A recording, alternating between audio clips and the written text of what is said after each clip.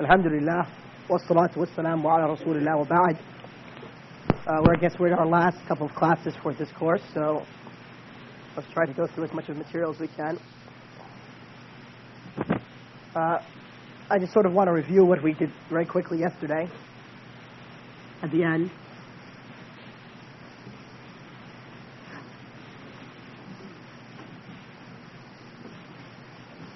And that is, we divided the implied meaning into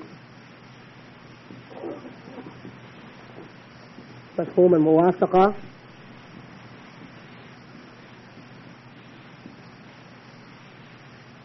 and mafhum al-mukhalafa. We said mafhum al-muwafaqa is either a stronger, which is known as sahw al-khitab,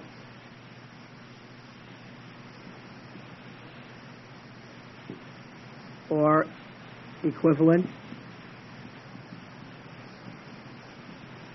which is known as lahn al-khitab, and mafhum al-mukhalaf was known as dalil al-khitab. Yes.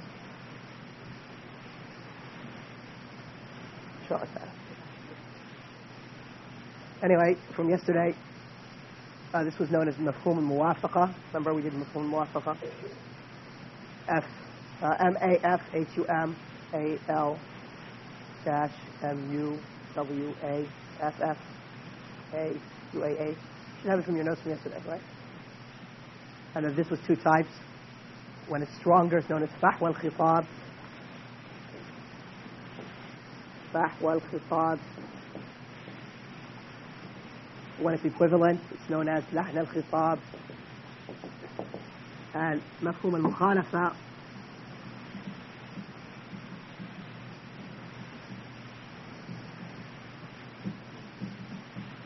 is known as dalil al-khitab.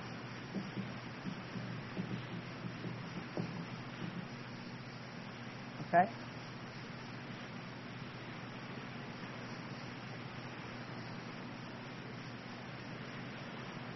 And we said that this was not always a proof. It was not always a proof. That the opposite meaning was not always a proof. And we gave an example from Surah al-Mu'minun, Surah 23, verse 117, where Allah says, "He who calls upon another God besides Allah, to which he has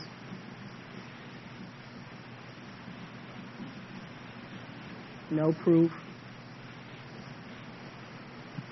his reckoning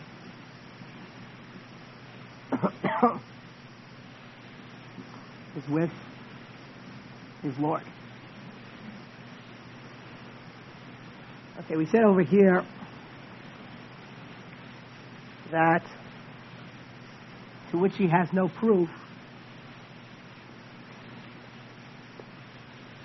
is essential quality of this verse. And so therefore one cannot say by dalil al-khitab or mafhum al-mukhalafa that, well, I have a proof regarding another God besides Allah.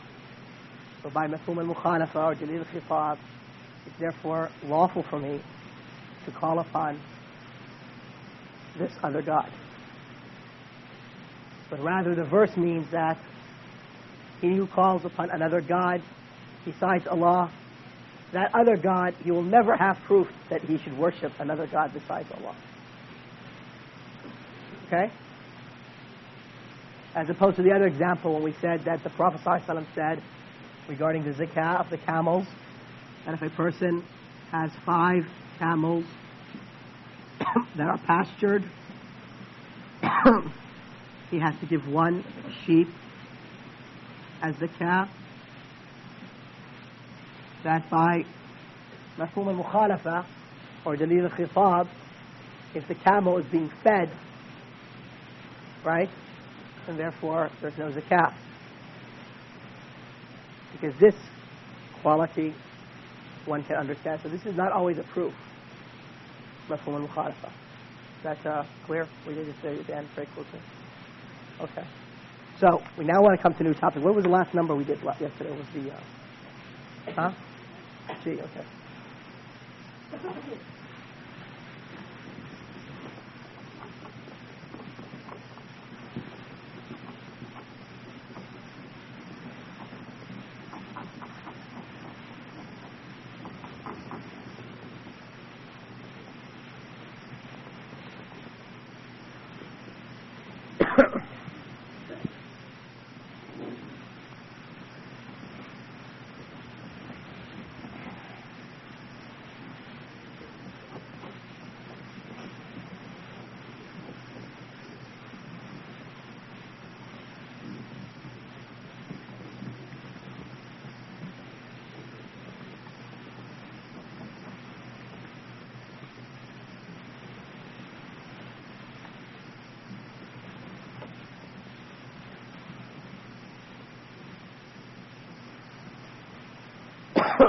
Okay, now,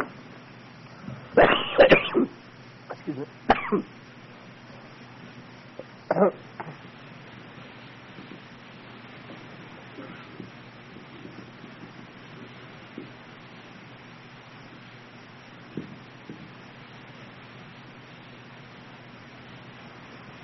We're doing al-qiyas, or analogy.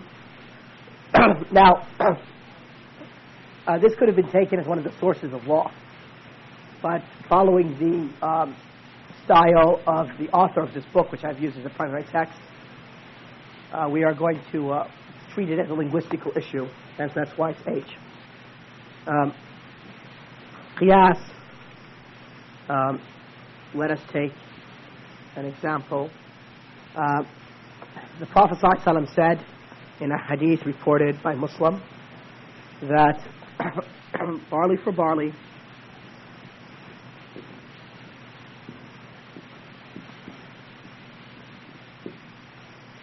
wheat for wheat,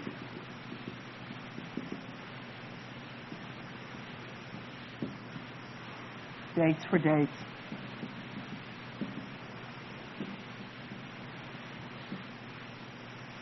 salt for salt,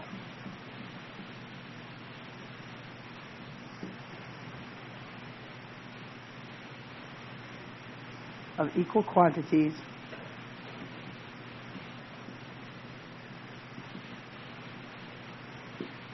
exchanged hand to hand, and whoever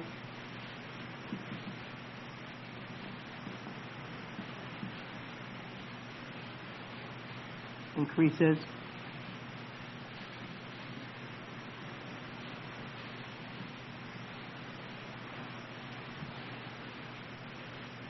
has committed usury. Riba. Okay. This is a rough translation of a hadith in Muslim. In this hadith, the Prophet ﷺ says that we should exchange barley for barley, wheat for wheat, dates for dates, salt for salt, in equal quantities, okay? Instead of, make the English a little more clear, in equal quantities, and to be exchanged,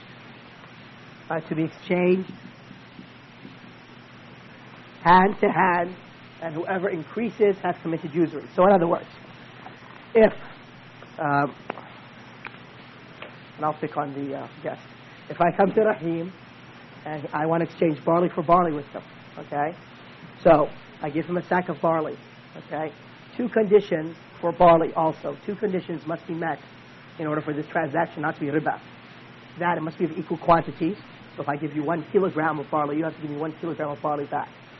And we have to do the exchange hand for hand. In other words, you cannot give me the other case of barley or the other sack of barley 2 months from now, or 2 days from now, or an hour from now. It must be exchanged hand to hand. Okay? And the same thing with wheat for wheat, or dates for dates, or salt for salt. So, qiyas, analogy, would say to us, well, the Prophet ﷺ mentioned barley for barley, wheat for wheat, date for date, salt for salt. All right? What if I was going to exchange with Rahim apples? So I've got a sack of apples or potatoes for a sack of apples, right, from Rahim. Would this be, I'm going to give him a sack of Washington apples, okay, for 2 sacks of British apples, okay? Would this be riba, yes or no? Huh? Okay, why would it be riba? Okay, but the hadith doesn't mention apples. By analogy, yes, by qiyas. And that is the purpose of this ruling, by qiyas, by analogy. So when we have analogy consists of 3 or 4 parts, 4 constituent parts. The 4, you can put 1 to 4 parts of analogy. Excuse me. 1 is what is known as al-asl.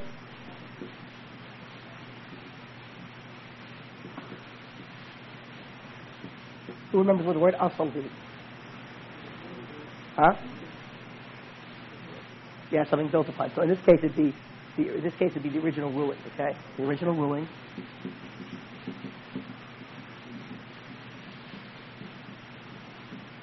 And then we have something which is known as al-far'.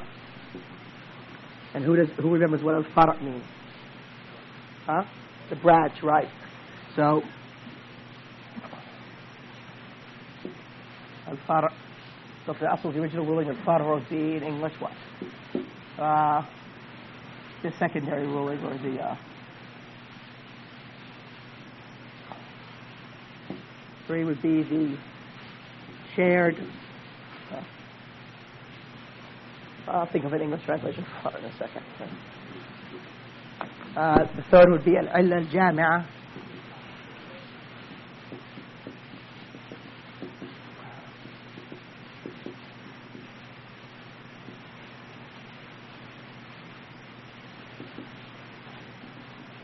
Illa, we said, meant what? Cause, like, right? So al-illa al-jami'a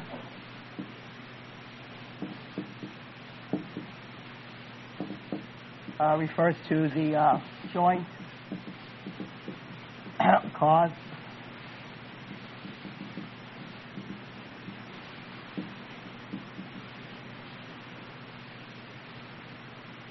And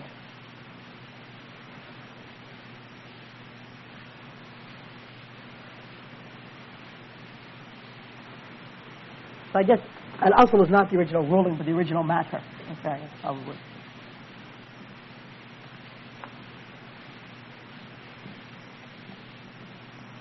This is the secondary matter. And the 4th issue is al-hukm.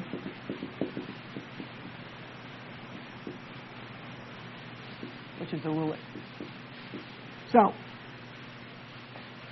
in this case, this hadith is al-asl.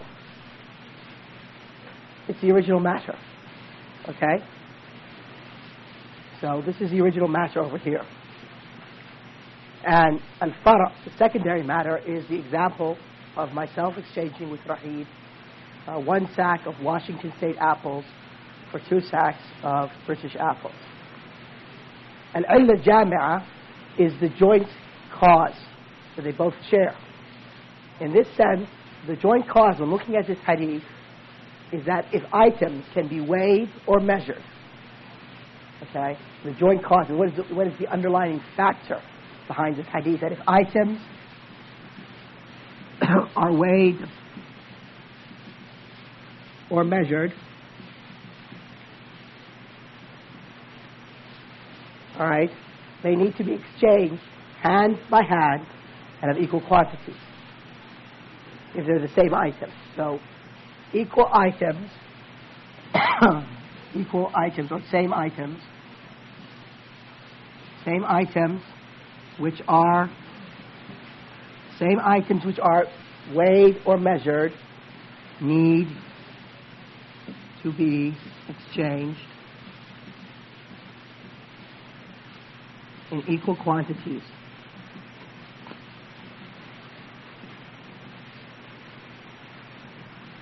and hand to hand. Okay. And so therefore, the ruling is that this is riba. And so therefore we say, well, here is our asl, this hadith. Here is our fara, our secondary matter, which is the exchange of the two sacks, the sack of apples for the two sacks of British apples. Do they share a joint cause? Yes, they are. They are same items which are weighed, because you can weigh apples, right, or you can sell them by volume, for instance, measured, and they need to be exchanged in equal quantities or hand to hand. Okay, so therefore we can take the ruling of this, that it's riba, and apply it to that. Okay, now let's give one more example. I've got now a sack of oranges, and he's going to give me 3 sacks of potatoes. Can we apply analogy over here? Why? No, but from these 4 matters, what of these 4 matters has failed? Number 3, they don't have the same joint cost, because in this case, the Prophet ﷺ was talking about same items which are weighed or measured, need to be exchanged in equal quantities and hand to hand. And over here, even though they are items which are weighed or measured, but they're not the same items. Oranges are not potatoes, right? So therefore, we cannot apply analogy to this. Who has a question? Yes?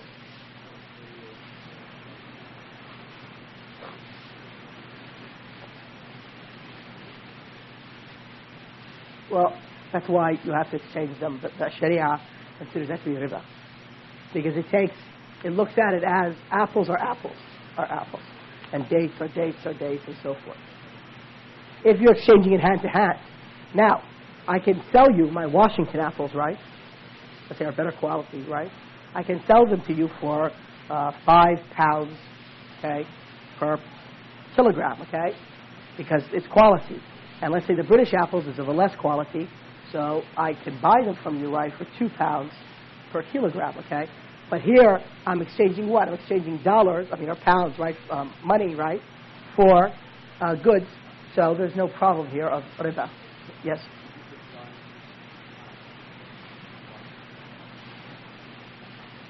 Good question. Even though it's not part of our Usool al-Fiqh lecture, but it's a good question. So the scholars, right, have given a fatwa that American dollars,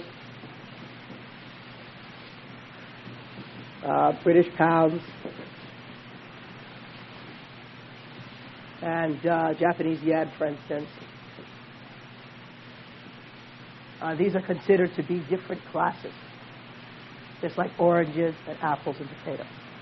So therefore, we can exchange them without it falling to riba. They're not considered the same class. Unlike, I'll come to you in a second, sir. Unlike coins, right, and paper currency. What do you call your coins? Shillings or something like that? Something like that. Try to look at some old movie I saw as a kid or something like that. So anyway, so your coins, right? Okay. In America we call them dollars and cents. Okay. So dollars and cents you cannot exchange in different. It's not considered to be 2 different classes. So I cannot give you $4 in paper, okay, for $5 in coins, right? But it's considered the same class. But I can give you dollars and pounds. We can exchange them as we wish, and yen or whatever. Yes, sir.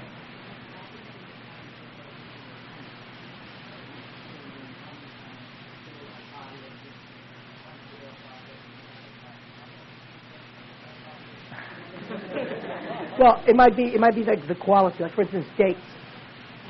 Like for example, you have dry dates, and you also have fresh dates. So let's say I wanted some fresh dates, and I wanted to get rid of my dry dates. So could exchange for you those 2. Okay. Yes. Or like for instance, with barley, sometimes depending upon with barley, like the size of the grain. You know what I'm saying? Like it's different. Comes with different sizes for the grain. So you can use some for cooking, right? And some is not good for cooking. You have to actually grind it up. You can use it for bread, but you can't cook it to eat. It's just yes.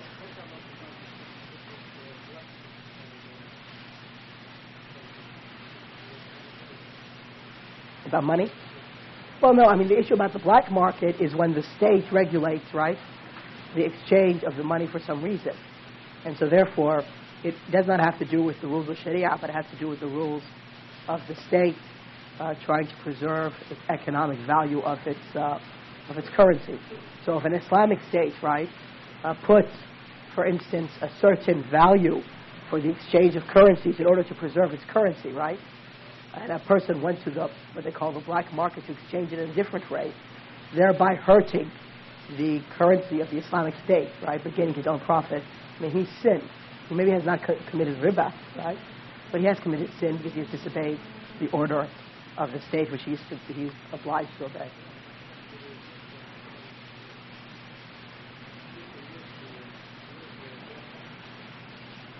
Okay, I mean, in a condition where it's not an Islamic state, one would have to see here the benefits and the harms. And if the harms outweigh the benefits, then it's impermissible. Like if you're going to be hung, right, for being caught for that, it might not be a wise move. Yes. Dry meat and fresh meat, for example, dry, 1 kilo is like 10 kilo fresh. No, I think over here the scholars are of the opinion that the meat, whether it's dry or if it's fresh, it's considered to be the same. Yeah, but who exchanges in barter? I mean, this is barter trade. I mean, who? Huh? A little bit limited amount. I mean, most people, use for exchange, currency. So this is for barter trade, which occurs in a limited amount. And if they're the same item, right, then they have to be of equal quantities. If it's weighed or if it's measured, all right, and it has to be hand-to-hand. Now, some scholars, like Ibn Hazm and the Zahiris, who reject qiyas, say that the reason why the Prophet ﷺ mentions these matters because they are essential matters for human existence. Okay, barley, wheat, salt, dates, okay, especially in the society of Arabia. And so therefore, they don't accept qiyas, so you can exchange your oranges for oranges, whatever way you want. You can exchange your apples for apples, whatever way you want, and so forth. Saying that we're only going to stick, that's why they're called Zahiris. They were called Zahiris because they say we're only going to stick with the apparent, and we did the Zahir yesterday, the apparent meaning of the text. We are not going to have analogy. But however, we said when we were studying Usool al-Fiqh here in the first class, I said that we were going to study according to Shafi'i, mutakallimun,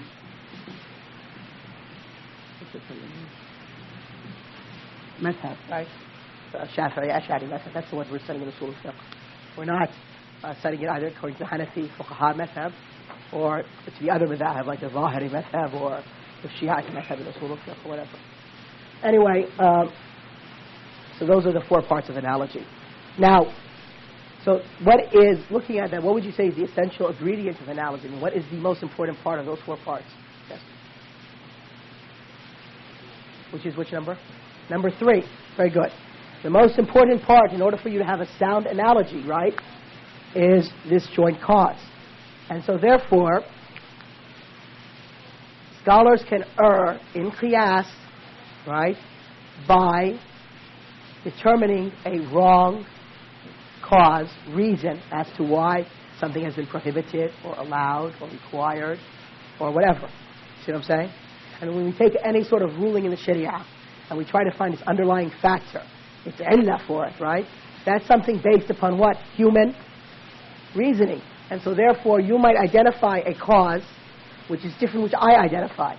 And so therefore you might be right, okay? And your analogy might be sound, right? But I might reject the analogy because I do not see that as the cause. Or I might make another analogy which is completely off the mark because I've identified a wrong cause. And so here comes the strength in the Arabic language and the strength in understanding the reasonings behind the specific laws of the Sharia, which makes a person's ability to make qiyas or analogy, okay, stronger or weaker. Now, qiyas can be divided into 2 categories.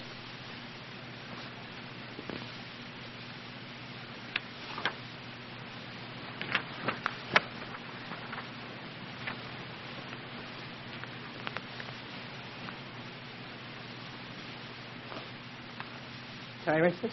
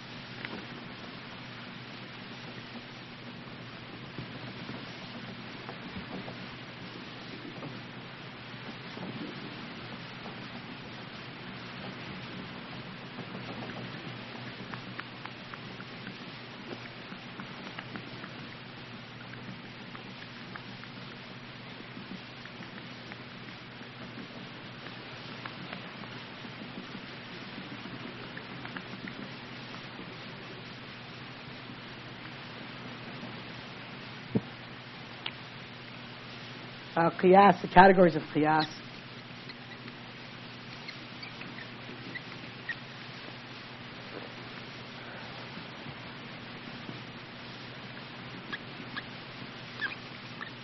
Apparent or jelly.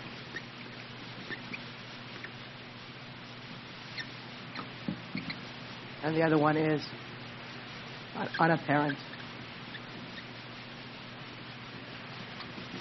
or khafi.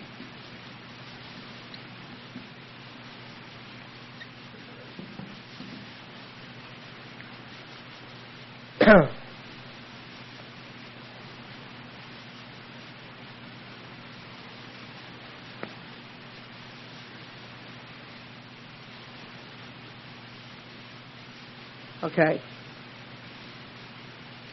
Remember we said that the illah was the most important point of the qiyas.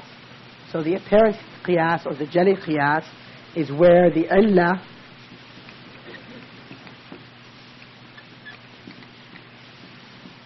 is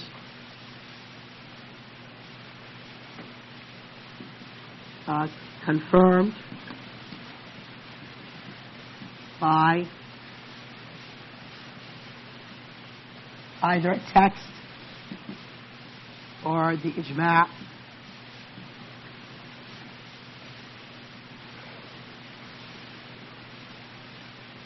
or certitude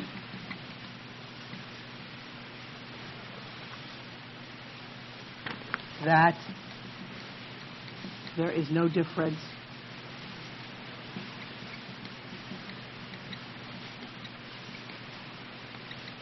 between the asl and the far'.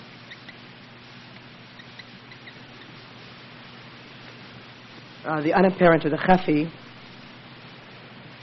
Oh, okay. Excuse me.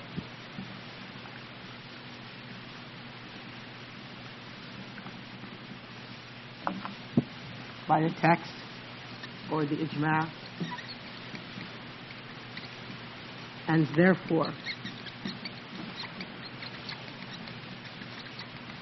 there is certitude that there is no difference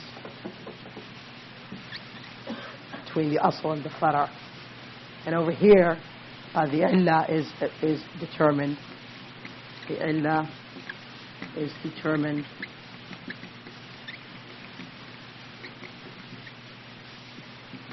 by deduction, which is known as istinbat.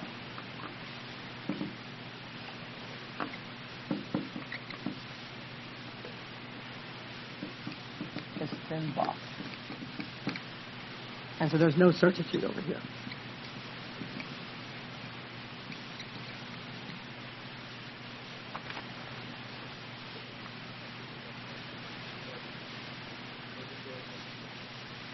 No. Yes. It's confirmed by, sorry. Like that. Comes like this. confusing, huh? All right. The apparent, the jali qiyas is where the illah is confirmed by either a text, like an ayah or a hadith, or an ijma'. And so therefore there is certitude that there is no difference between the asl and the fara'. The khafi, the unapparent qiyas, is where the illah is determined by deduction. You, the scholar who possesses the ability to exercise ijtihad, deduces that from reading the text. And so therefore you have no certitude that there is no difference between the asl and the fara'. All right. An example of the first is the hadith of the Prophet ﷺ in Muslim and Bukhari and Muslim, where the Prophet ﷺ forbade the qadi, the judge, to judge a case while he is angry. Okay? So, what is the illah for that hadith, for that forbiddance? Huh? Well, who's it anger? Yes, anger. The Prophet ﷺ forbade the judge to judge while he is angry. Okay? So here, the first one, I see what you're saying. So here, the anger, right, or the operative cause is known by the text. Okay? So now I say, okay, can a judge then judge a case while he's holding himself back from going to the bathroom? No. Okay? Because it's the same thing as being angry, in the sense that it is something which might cause him to judge wrong. Okay? So here we know of it's considered qiyas jali, because the illah is confirmed by a text. Okay? Let's take an opposite example of qiyas khafi.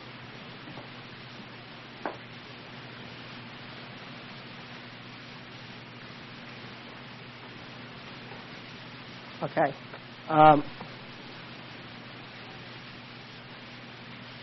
You remember when we did that first hadith, right? About barley to barley and wheat to wheat. So here we said that the illah was because it's something which is weighed or measured. Okay? Does the hadith say that it's because it's weighed or measured?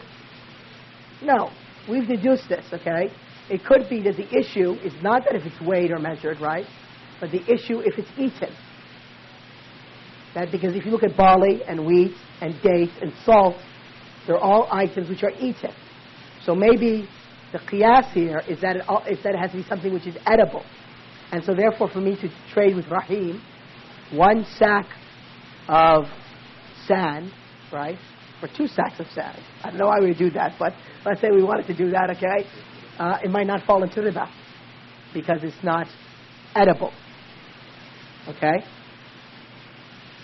Because it's not been neither by the text or ijma'. Is that the reasoning behind that? Yes.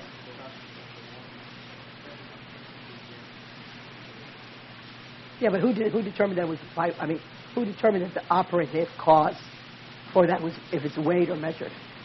I mean, we as scholars we just put that up there, right? But it could be that the operative cause is that it's weighed and measured and it has to be edible, right? Because if you look at barley, wheat, salt, and dates, they're edible items.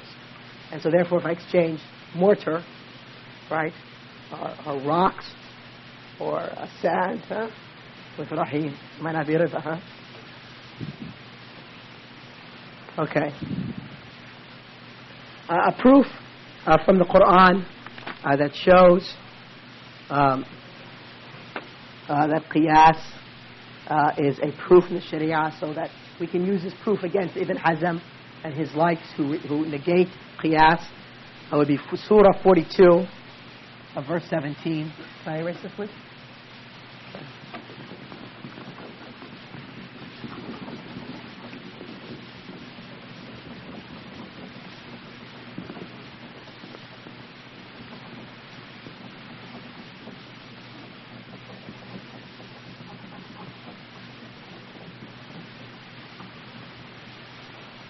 So proof for the validity of the use of qiyas. Surah 42, verse 17, where Allah says, Allahu alladhi anzala al-kitaba bil-haq wal-mizan. Allah is he who has sent down the scripture in truth and the mizan, which is the balance. Okay? So this mizan or balance is qiyas. Allah said that He sent down the scripture and the balance. And the balance, right, is the linking between similar matters and the differentiating between dissimilar matters. Likewise, if you see the Prophet ﷺ in some of his hadith use this principle, even though it's not qiyas per se. Like when he said that when one of you has sex with his wife, he receives a reward. And they said, they were surprised, the companions, and they said, will one of us approach his desires and be rewarded? The Prophet ﷺ said, do you not see that if you approach it in a forbidden means, you will receive a sin? So here he's making an analogy. Okay, when the Prophet ﷺ was asked, even though it's not an analogy in the legalistic sense, it's the sense that he's comparing between matters, right? Also, the Prophet ﷺ, when he was asked concerning making up the fast for a parent who has died and has some days left over, the Prophet ﷺ said, do you not see that if they had a debt, you would pay it for them? Okay, so here, that's a human debt to another human being. A debt here is owed to Allah for those days left to make up in fasting. So here it's not a qiyas in a legalistic sense, right? But it's showing the idea, the principle in the Sharia of comparing similar matters, right? And distinguishing between dissimilar matters. And this is the balance which Allah subhanahu wa ta'ala has sent down. Now, there's a stipulation. Yes. Balance, yes. Mizan.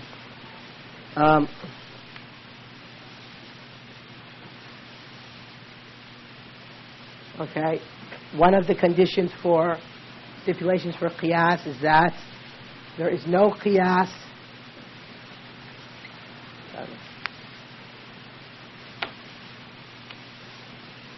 for the stipulations. Just take one. Stipulations for qiyas. For the conditions for qiyas, we'll just take one because of the class time. No qiyas with a text. In other words, if there is an ayah or hadith concerning the topic, there's no reason to do qiyas. Qiyas is only done when there is no text regarding the subject. Yes?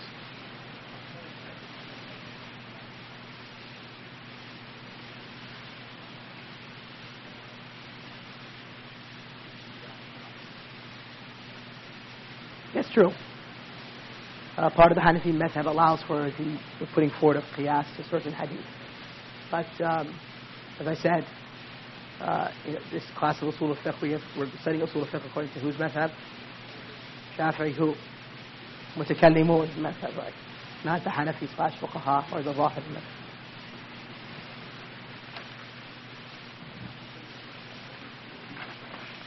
What? No, because if the hadith was ahad, for instance, or had some weaknesses, sometimes we prefer qiyas jali over it, due to suspicion regarding the validity of that hadith. Aren't you supposed to be on an airplane somewhere? Or guess what? Okay. You overslept, huh? Huh? For me? I should call him up? Okay. Oh, okay. Write me a message, sir. Okay. So I can, Idris, write me a message so I can understand what you're talking about.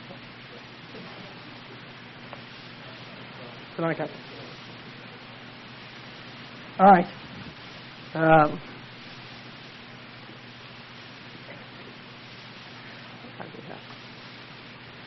Class over. Okay, so let's do a little bit. I'll give you a little break between the classes, but because this is the last class coming up, and we still have some things to do. Okay, so let's take one more topic. Okay.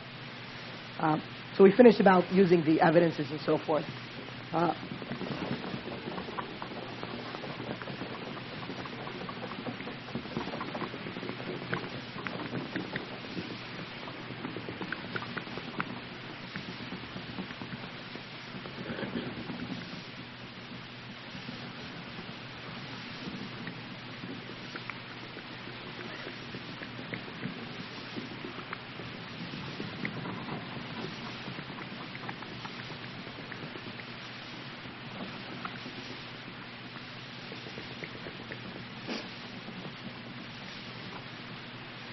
Okay, what was these linguistical matters? What was number 6? The Roman numeral 6 or something like that? What was it? 85. No, I'm saying, but was H of what number? 6? I think it was 6.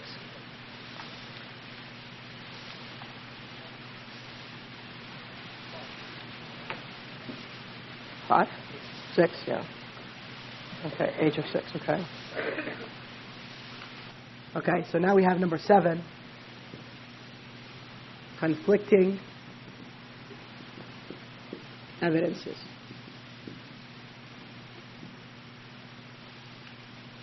Which is known as at-Ta'arud.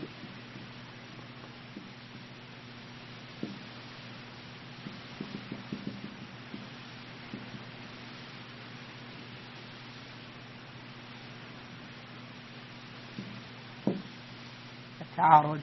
Okay.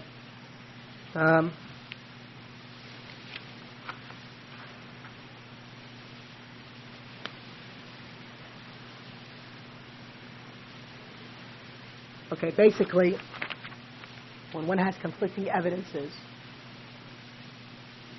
he has 2 hadith, 2 ayat, okay? How do we order them? I mean, we have to try to resolve the conflict, the apparent conflict. The first step we do, those who call this A, steps in resolving a conflicting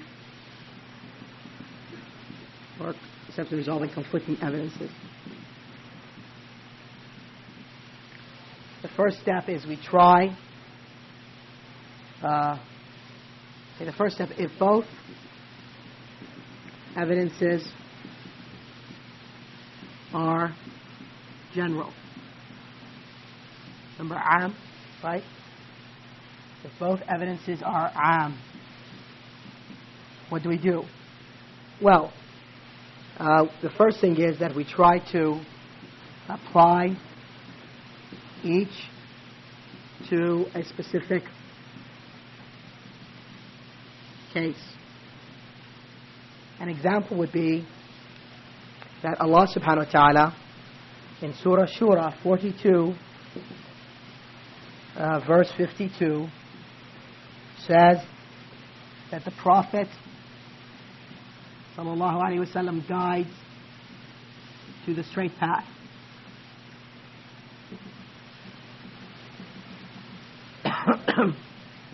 While in Surah Qasas, I don't know what number is Qasas, 28? 28, huh? Surah 28, verse 56, Allah says that to the Prophet, sallallahu alaihi wasallam, you do not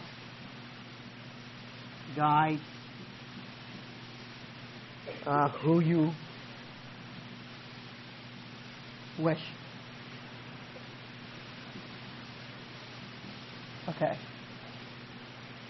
So, these are both general. Surah Ash-Shura, Allah subhanahu wa ta'ala says, وَإِنَّكَ لَتَهْدِي إِلَى صِرَاطٍ مُسْتَقِيمٍ. Verily you, Muhammad sallallahu alaihi wasallam, guide to a straight path. In Surah Al-Qasas, verse 56, Allah addressing the Prophet sallallahu alaihi wasallam says, وَإِنَّكَ لَا تَهْدِي مَنْ أَحْبَبْتَ. You do not guide who you wish. They apparently seem to be conflicting. Each is general. One affirms that the Prophet guides to the straight path. The other negates from him that he guides who he wishes. How can we put them together? Well, by applying each to a specific case, by saying that the guidance referred to in this verse is not the guidance referred to in that verse. And that is because guidance is 2 types in general. Guidance, which means that you show a person, right, the truth, the way to the truth. And guidance, which means that the person accepts the truth by his heart. So in this case, we apply this verse that the Prophet guides to the straight path in the first sense of the guidance, in that sense that he shows people what is the straight path. And as far as the second verse, we apply to the second type of guidance, which is that the Prophet ﷺ cannot make a person accept the truth. So do you see how we resolve that conflict? It apparently seems contradictory, but we take each of these general verses and apply it to a specific case. Okay, let's say we can't do that. We come to an example where we cannot apply each to a specific case.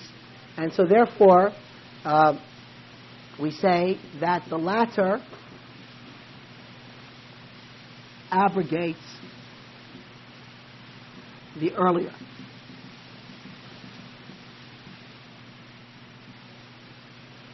The latter abrogates the earlier.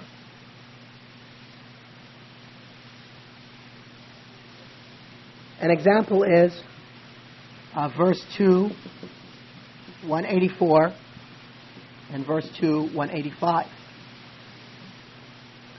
In verse 2, 184, Allah subhanahu wa ta'ala says, وَعَلَى الَّذِينَ يُطِيقُونَهُ, those who are able to fast, who, يُطِيقُونَهُ, they have the capability to fast. فِدْيَةٌ طَعَامُ مِسْكِينٍ, they can either feed a poor person, فَمَنْ تَطَوَّعَ خَيْرًا فَهُوَ خَيْرٌ لَهُ, but he who wishes to volunteer, it is better to volunteer to give more, it's better than it for him. وَأَنْ تَصُومُوا خَيْرٌ لَكُمْ, and that you fast, it's better for you. So in 2:184, Allah gives you a choice between fasting a day of Ramadan or feeding a poor person, saying that to fast is better. Okay? In 2:185, the following verse, Allah subhanahu wa ta'ala says, فَمَنْ شَهِدَ مِنْكُمُ الشَّهْرَ, he who witnesses the coming of the moon, فَلْيَصُمْهُ. And you remember when we did about the فَلْيَصُمْهُ, remember when we did the commands? We said that if it is a mudari' verb, this verb, yusumhu, is a mudari', okay? And if it has the lam in front of it, which indicates to command, that means it's obligatory, right? Remember that? There's somewhat back in our minds, right? So, فَلْيَصُمْهُ shows us that therefore it's obligatory. So how can we resolve this? In verse 184, if I'm reading my Qur'an, Allah gives me a choice to either feed a poor person or fast, and tells me that fasting is better, but still I have that choice. And in verse 185, he says, if the month comes, and I'm aware of it, فَلْيُصُمْهُ, this is because I read the Arabic language, I say, oh, this is a mudari' verb, and it has this lam before it, which is the lam of command, so it's required for me to fast. So how do I resolve those two verses? I have capability, so I can do 184, and yet it's the month of Ramadan, and so I'm required to do 185. So what do I say? I know this is a later verse, right? 285, so it abrogates verse 184, and that's how I resolve the conflict. Huh? No, but these we're saying this is for if both evidences are general. So we're all talking about general evidences, okay? Now, okay, but in order to say the latter abrogates the earlier, you must have some sort of knowledge which was the latter verse and which was the earlier verse, which was the latter hadith, right? And which was the earlier hadith. So therefore, if you do not know, right, if you do not know which is earlier or latter, then in this case, you choose the stronger evidence. And we will be discussing shortly how do we put the evidences in order to know what is the stronger. But let me give an example. In one hadith, the Prophet ﷺ said, he who touches his penis should make wudu, should do wudu. And another hadith, a man asked the Prophet ﷺ, he said, I touched my penis, do I have to make wudu? The Prophet ﷺ said, no, it's part of you. Just like if you scratch your arm, you don't have to make wudu, it's part of you, of your body.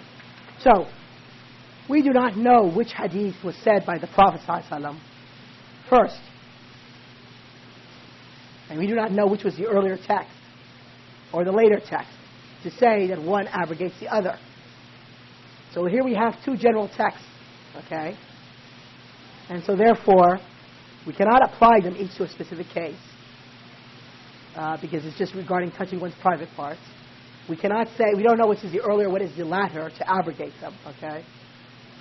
So what do? We take the stronger evidence. And so in this case, we take the first hadith, that if you touch your private part, right, your penis, that you have to make wudu, for two reasons. Because it has, if you look at the hadith, it has more chains of narration, and so therefore stronger, in terms of it's being confirmed upon the Prophet ﷺ hadith, which says that you have to make wudu has more actually reports of this hadith. So therefore it's stronger. And likewise, because it has been, more scholars have said this hadith is sahih. And likewise, it gives us increased knowledge. Because the rule is, the general rule is that to touch your body part, right, does not result in you having to make wudu. So here, since we're moving from the general rule to something new, we're getting more knowledge, right? We accept it. And also for another reason, because it's safer. It's safer to say, let's make wudu, right, than not to make wudu, and perhaps being in a state of impurity and our salah not being accepted. So for those 4 reasons, we choose the first hadith, which would say that you have to. Now, some scholars have just to, as a point of fiqh, even though it doesn't deal with the course, have applied each to a specific case. And says one, when you touch it and it results in arousement, that's when wudu is broken, otherwise it doesn't. And that's Ibn Taymiyyah's, I believe, if I'm correct. Okay, the next case, if we cannot determine which is the stronger,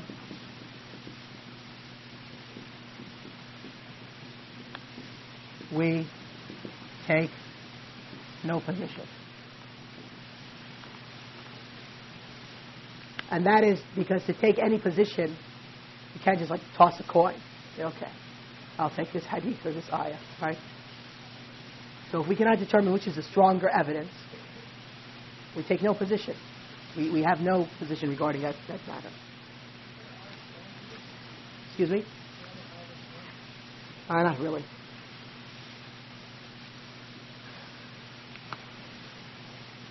Okay, let's, 2 more minutes? No, just to push it? Okay.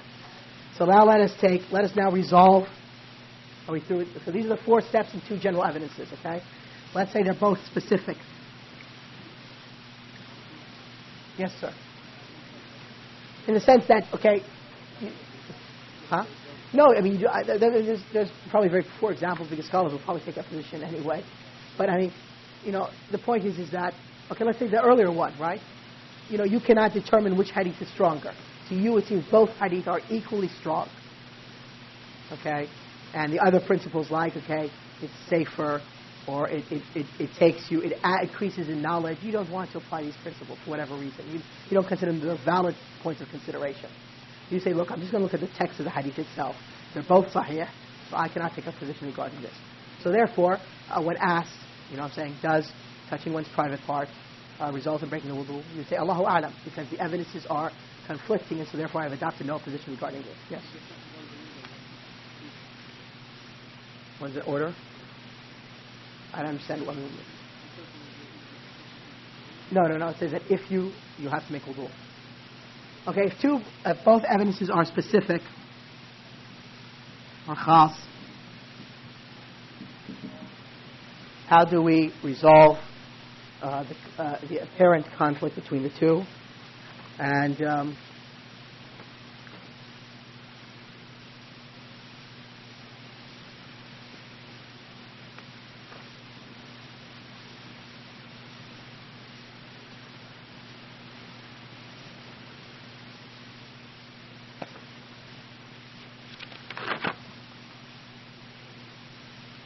basically the 4 same steps, but let's give some examples, okay?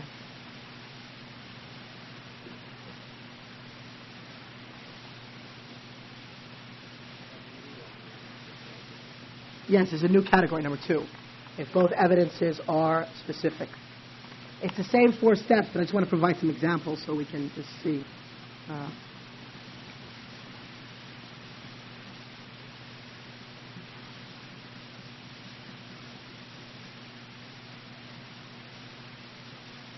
Okay. Example number 1. If we can apply each to a specific situation, we go ahead and we do it. For instance, the hadith of Jabir regarding the Hajj of the Prophet ﷺ, that he prayed Dhuhr prayer, okay, on the day of the slaughter during Hajj in Mecca. Ibn Umar says, okay, that he prayed it in Mina.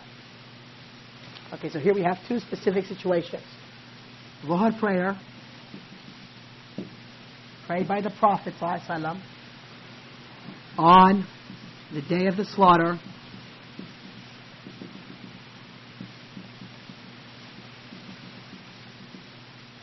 one companion says he prayed in Mecca. The other companion says he prayed in Mina.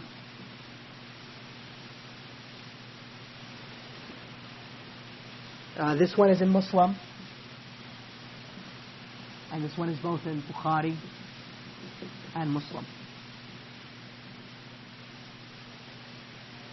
So the hadith of Jabir tells us that the Prophet prayed Dhuhr in Mecca on the day of the slaughter during Hajj, while the hadith of Ibn Umar tells us that he prayed in Mina. How can we resolve these two conflicting evidences? Well, by saying, for example, that the Prophet ﷺ initially prayed in Mecca and then repeated his prayer in Mina.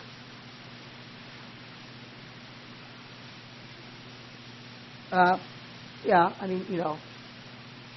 he, led it amongst the companions or whatever, but the point is that he prayed it twice, once in Mecca and once in Mina, maybe to teach the people or whatever. That's Ibn at-Tamimi's example. So I know it's not that convincing, but that's okay. Yeah, Salat al-Dhuhr on a single day of the year, the day of the slaughter, and that Prophet ﷺ made Hajj only once in his lifetime. One companion, Jabir, says he prayed in Mecca, and the hadith obviously sahih, it's in Muslim. The other companion, Ibn Umar, said no, he prayed Salat al-Dhuhr in Mina, and the hadith also is sahih because it's both in Bukhari and Muslim. How are we going to understand it? The only way we can understand is the Prophet ﷺ prayed Dhuhr twice, once in Mecca and once in Mina.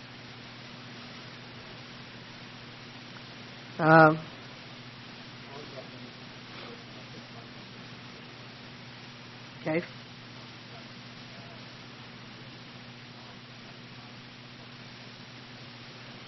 I don't understand the question. And maybe the Prophet ﷺ, because it was Hajj, and there were a lot of people who were, coming to Hajj, over 100,000 companions. Perhaps he repeated the Salah. I'm just saying that for myself, in order to teach the people how to pray.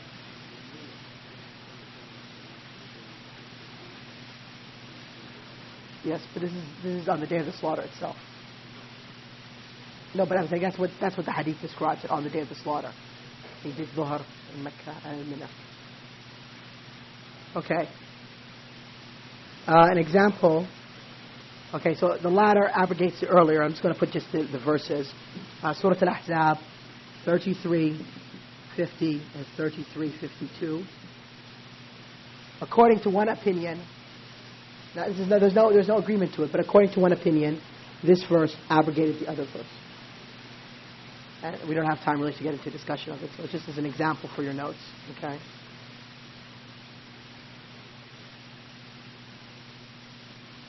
One opinion holds. One opinion, okay, according to one opinion. There's not a consensus on it, but one opinion holds that this verse 52 abrogates verse 50. Okay. An example of number 3 regarding the Prophet ﷺ's marriage of Maymuna.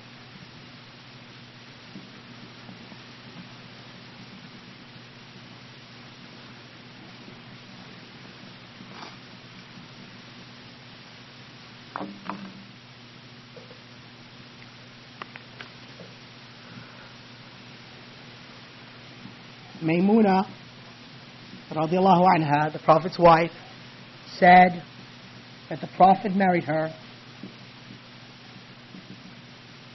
sallallahu alaihi wasallam married her while he was out of his ihram, or as the hadith says, halal. Halal means that he was out of the state of ihram, okay, in this case. Ibn Abbas says he was muhram, which means in a state of ihram. Okay. Maymuna's hadith is in Muslim. Ibn Abbas's hadith is in all 6 books. 6 books. Bukhari, Muslim, Abu Dawood, Tirmidhi, Nasa'i, and Ibn Majah.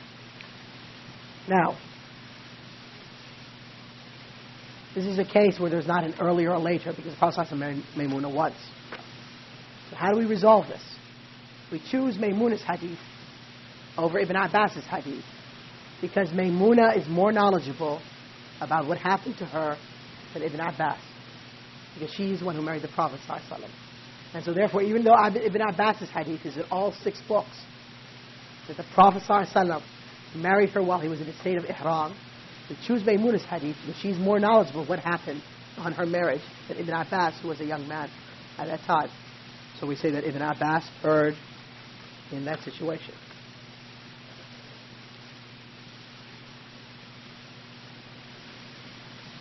And likewise, there's another hadith by Abu Rafi', who says, radiallahu anhu, who says that the Prophet ﷺ married her while he was halal, and that he was the messenger between the two. That the Prophet ﷺ, when the marriage, right, said Abu Rafi' was the messenger between himself and Maymuna. So here, Abu Rafi', the Prophet's companion, right, that adds to the fact that we choose Maymuna's, because he was the messenger between the two. And he says the Prophet ﷺ was halal. He was not in the state of ihram. Yeah, Maymuna is the strongest. This is category number 3. And again, category number 4, if we cannot determine which is the stronger, we take no position. Okay. Let us just do 2 more categories very quickly. I know you all want to break. I'll give you all a 10-minute break, don't worry. But just we want to try to get this, because this is going to be the last class. So let me erase this.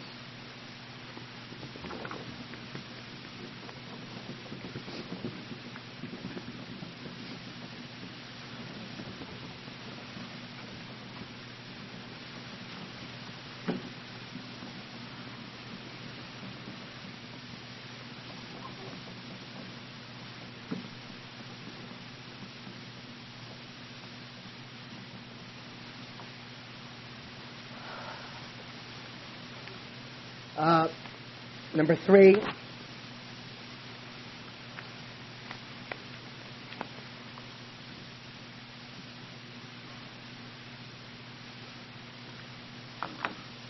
if one evidence is general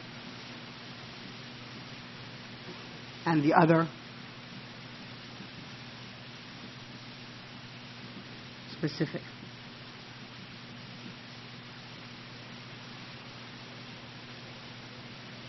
One evidence general, the other specific. So we specify the general with the specific.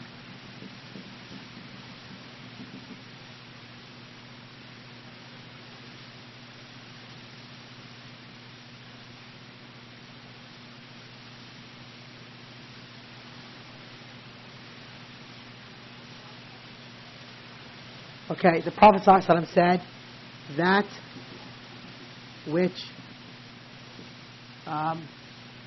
is watered by the sky, 1/10 is dew. In other words, that fruit or vegetables, right, that growth, okay, foods, which is, you don't water it, okay, but rather it grows just due to rain. You have to give 1/10 in zakah, okay? This is a general hadith, okay? We have another hadith where the Prophet ﷺ said, no less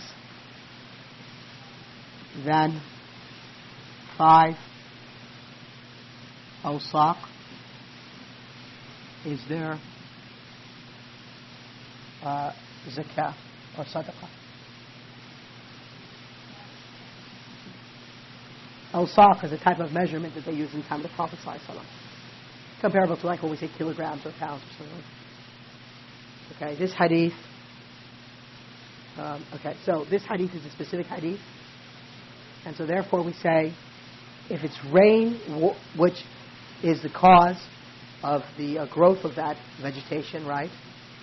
then therefore 1/10 is due. But this specifies that if the produce is less than 5 awsaq, we will not pay zakat. Zakat is not required. See how we've specified this hadith with this hadith? In other words, you've got a field of corn, okay? And you don't tend the field. I mean, you live in an area where there's enough rainwater so the corn grows. You don't actually have to irrigate it yourself, okay? Now, by the hadith, the first hadith, no matter what amount of corn it produces, right, you would have to give 1/10 as zakat.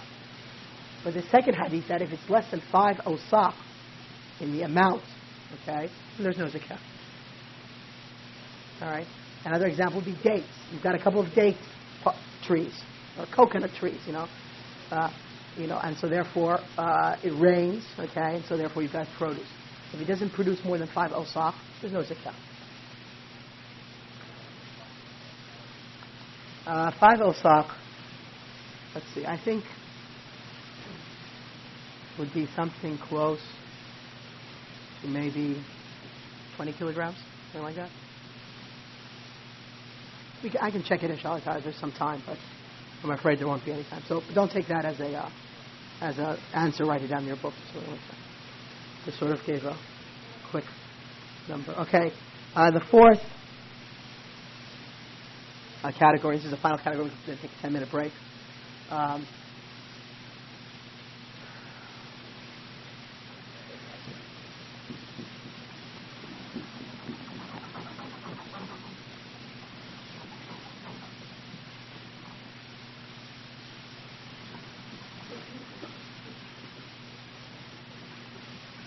Yes?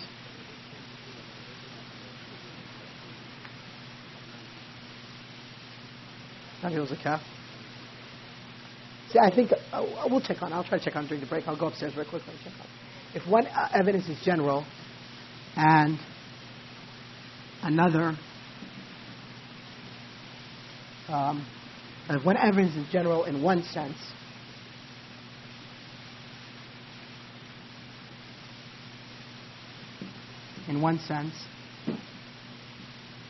and the other is specific in another sense,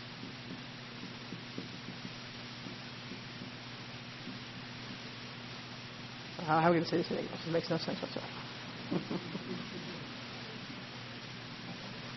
If one evidence is general in one sense, but specific in another sense,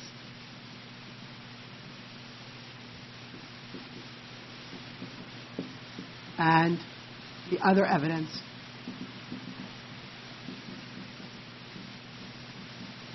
is specific in the first sense,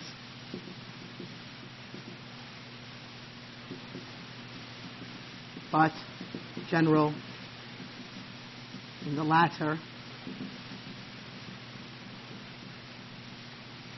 we specify each general sense with the other specific sense.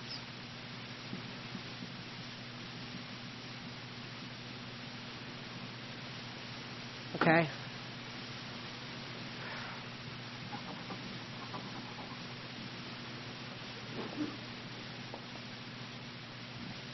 Let's take it like this. Hadith number 1, okay, has two aspects to it, A and B. This is general, the A aspect. This is specific. Hadith number 2 has two aspects to it, A and B. This is specific and this is general. Okay? We take the specific of this hadith to specify the general of that, and we take the specific aspect of that hadith to specify the general of that.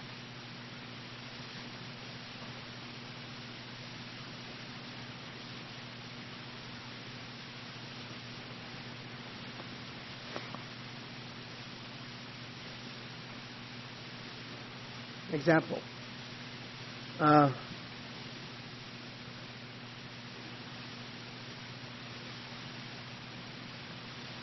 Surah Al-Baqarah 234.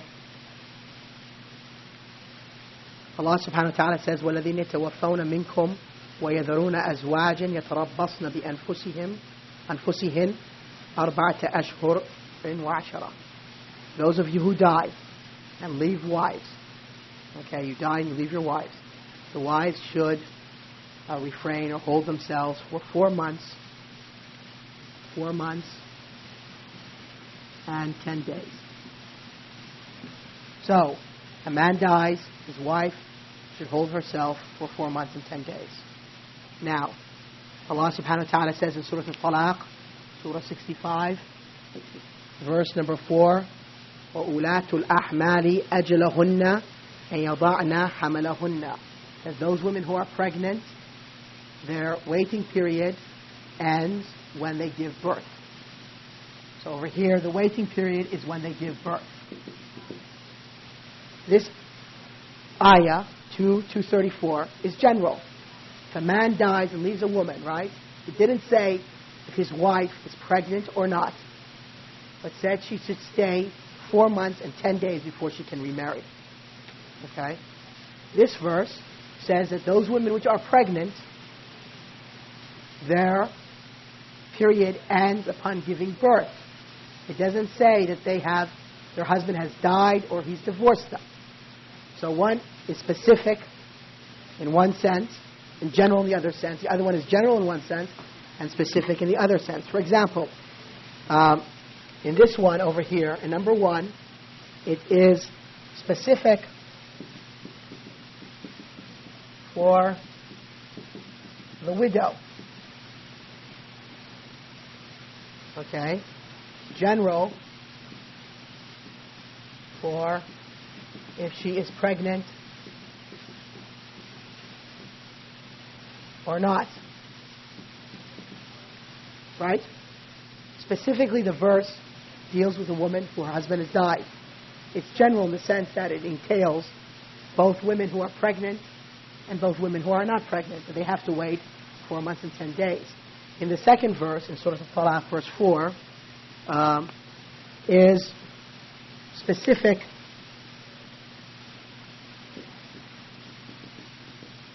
for a pregnant woman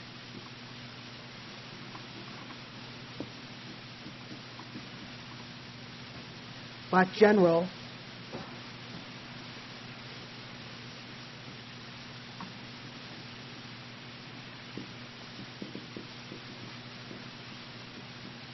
if her husband has died or divorced her. Right?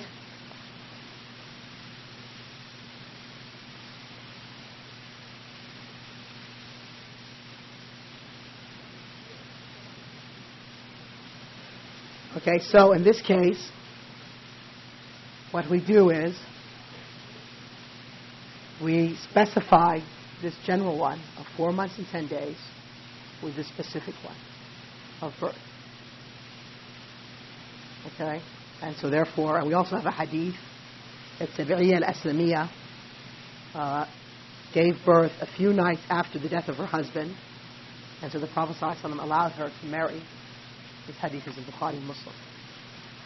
So even though the first ayah tells us, not hadith, tells us that she has to wait 4 months and 10 days. Okay, that's the general aspect of it, right? If she's pregnant or not. Okay, we specify that general aspect, even though it's about a specific case, being a woman who her husband has died. We specify that general case with this verse, which tells us the pregnant woman, if her husband, which is general in the sense if her husband has divorced her or if her husband has died. So we take this specific to this general, and we say that in this case, if a woman gives birth before the 4 months and 10 days, she can get married. And we also have a hadith from Bukhari and Muslim where the Prophet ﷺ permitted a woman to get married a few nights after her husband died, after she had given birth. Okay, now, if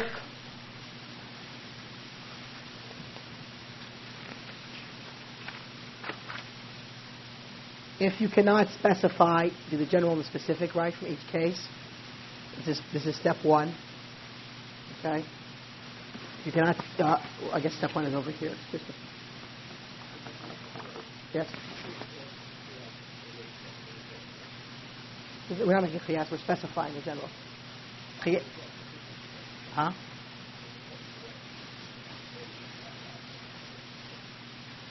You mean the hadith? Well, I mean, but the point is that we want to look at the evidences of the Qur'an first and try to put them together, right? I agree with you. I mean, the hadith confirms the process, but the point is, it's just as an example, an illustration of the rule. So that's step number one, that we specify each general sense with the other specific sense.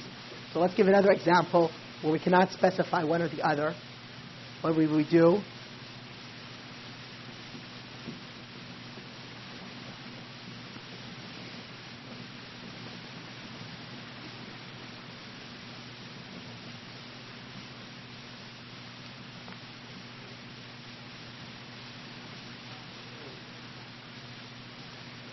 Number two is that if we cannot specify one with the other, we act. Okay, if we cannot specify,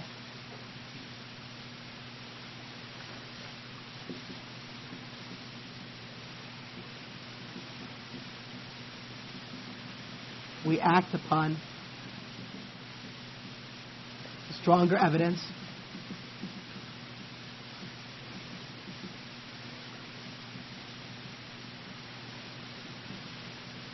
Okay.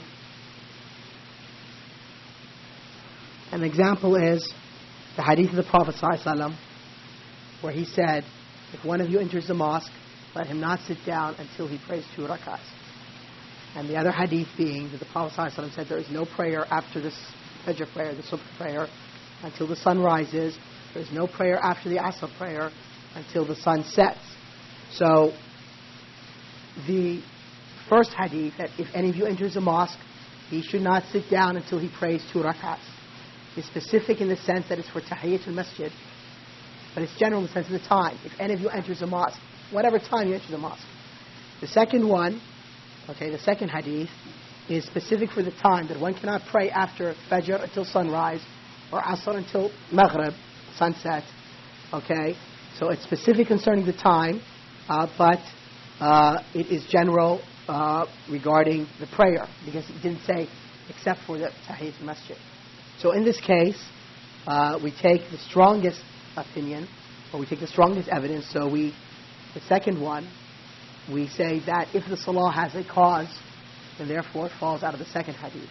So one can perform Tahiyyatul Masjid after Asr or after Fajr because it has a specific cause. Okay.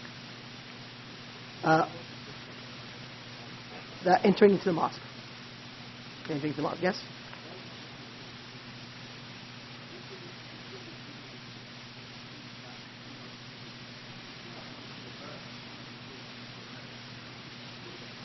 No, yeah. Because she'd have to wait till the birth before she gets married. A woman has to wait until giving her birth. The woman, whether she is by divorce or by death of her husband, whatever the separation is, whether it's by divorce or death, her iddah is when she gives birth. Yes?